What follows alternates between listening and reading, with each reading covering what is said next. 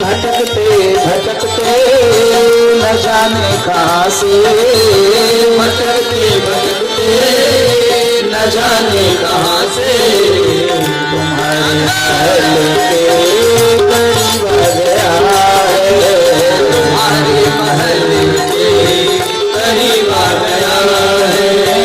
अरे द्वार पालो कन्हैया से कहो, अरे द्वार पालो कन्हैया से कहो। बैठे से दोनों हाथ उठाकर ताली बजाकर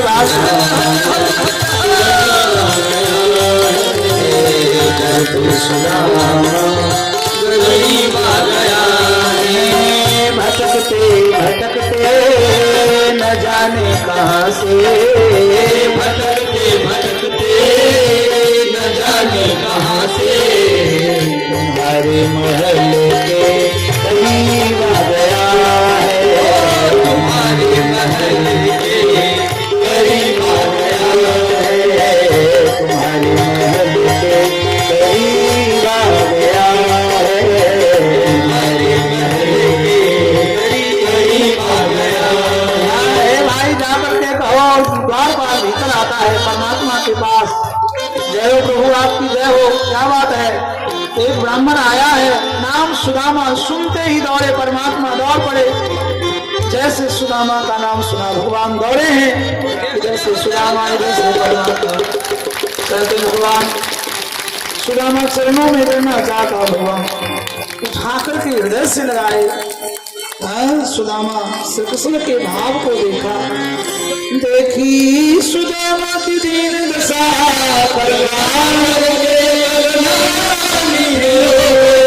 पानी पड़ा तो हाथ छू नहीं, सुदामा की दीन दशा को देखकर भगवान फूट फूट कर रोने लग गए।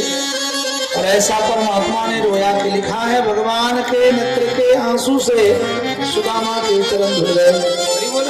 जैसे ही बैठे, दौड़ी रानी से दौड़ करके आई, कोई जला रही, कोई पंखा चला रही, कोई चपट डुला रही है, पूरी सेवा में। सुदामा यहाँ के भाव को देखकर अरे आंसू नेत्र में भवक भवक कर भगवान अपने दुपट्टे से इनके आंसू को पोंछ रहा। मित्र जब से आया रोता था, नहीं बस ऐसे ही ऐसे मानो परमात्मा सुदामा को ऊंचे आसन पर आसीन करके चरण धोकर चरणामृत लिया है। सुदामा कृष्ण के भाव को देखकर भाव में हो गए। सभी रानी तत्पर होकर सेवा में लगी है। देवी 56 भोग ले आओ। 56 भोग की थाली सुदामा के सामने आ गई। सुदामा ने सोचा आज भले हम 56 भोग खा लें, लेकिन कल से जो मेरी दशा है वो तो वही रहे। और हम यहाँ भले 56 भोग खा लें, लेकिन 15 दिन की भोग ही बदलशीला हमारे घर में, उनका क्या होगा? ये सोचकर इन्होंने टालने की चेष्टा किया। भगवान अंतर्यामी समझ जाते हैं, ये समझ गए, ये सोच रहा है आगे क्या हो। इसलिए भैया अभी खाने से समाधान तो होगा ही नहीं। आज भले हम 56 भोग खा लें, लेकिन कल से जो मेरी दशा है तो वही रहे। मित्र हम बाद में खा लेंगे, नहीं थोड़ा भी तो खाओ। कृष्ण को बुरा नहीं लगे, इसलिए भगवान नहीं बना रही है तो बुरा नहीं लगे। सुदामा कुछ थोड़ा उठाकर खाए हैं, थोड़ा सा पानी पिए। मित्र बाद में खा लेंगे, ठीक है भगवान समझ गए। बात मात कर रानी समेत भगवान श्री कृष्ण सुदामा के जूठे प्रसादी को पान किया। पहले तो चरणामृत लिए हैं सुदामा के चरण को धोकर, और बाद में इनके जूठे प्रसादी को पाया। मित्र बताओ, गुरु आश्रम की चर्चा शुरू हो गई। चर्चा होते होते होते उस समय भगवान पूछ रही, सुनो ब्याह कर लिया, भाभी कैसी है बताया नहीं, शादी में बुलाया नहीं।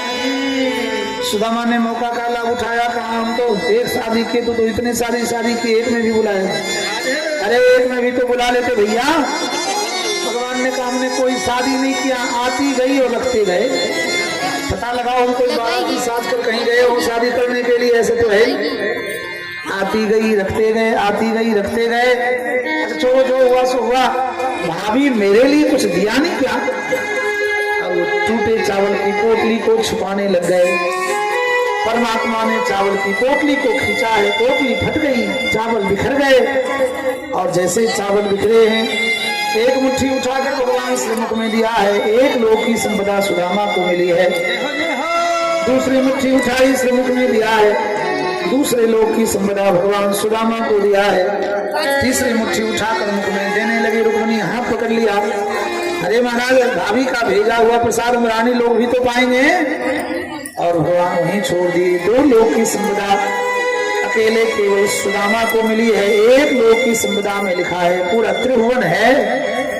अब तो उसी समय भाभी का समाचार पूछा, बताओ 1 मास 2 पाख में 2 एकादशी हो, मेरे घर गोविंद जी रोज एकादशी हो, मेरे घर गोविंद जी रोज एकादशी हो।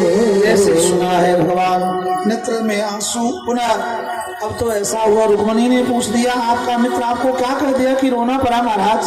देवी, हमारी भाभी भद्रशीला बड़ी दुखी है।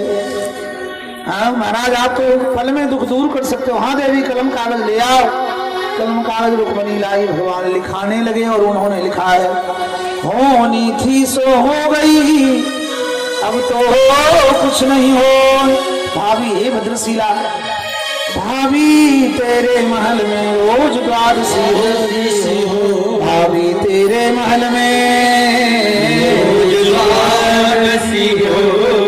आज से रोज द्वादशी की तरह योग माया विश्वकर्मा का भगवान ने आह्वान किया, जाओ मेरे मित्र की झोपड़ी को हटाना, और सुनो ऐसा ऐश्वर्य संपन्न महल बनाना जो द्वारिका में कमी हो चल सकता है, सुदामा के घर में कोई कमी ना हो। योग माया विश्वकर्मा 2 मिनट के भीतर गए हैं, इनकी झोपड़ी को हटाए, संपूर्ण ऐश्वर्य महल बनाया, और देखते देखते महारानी भद्रशीला राजरानी महारानी सेठानी बन गई। हाँ लिखा है, यहाँ सुदामा को कुछ पता नहीं। रात में भोजन किया, विश्राम किया, सुबह हुई, स्नान ध्यान किया, मित्र हम जाएंगे। परमात्मा 1-2 बार आग्रह किया है, तिलक लगा दिया, न वो मांगा न वो दिया, और जाते जाते सुदामा श्री कृष्ण को आशीर्वाद देकर चला है। हाँ, भगवान श्री कृष्ण द्रवीभूत हो गए। यहाँ से जब गए हैं वहां तो देखा झोपड़ी नहीं है, बहुत बड़ा महल खड़ा। इसका मतलब ये हुआ कि मेरे को द्वारिका जाने के बाद किसी राजा ने मेरी झोपड़ी को तोड़कर अपने मेरी जमीन पर जगह पर ये देखो महल बना लिया। सुदामा महल को दे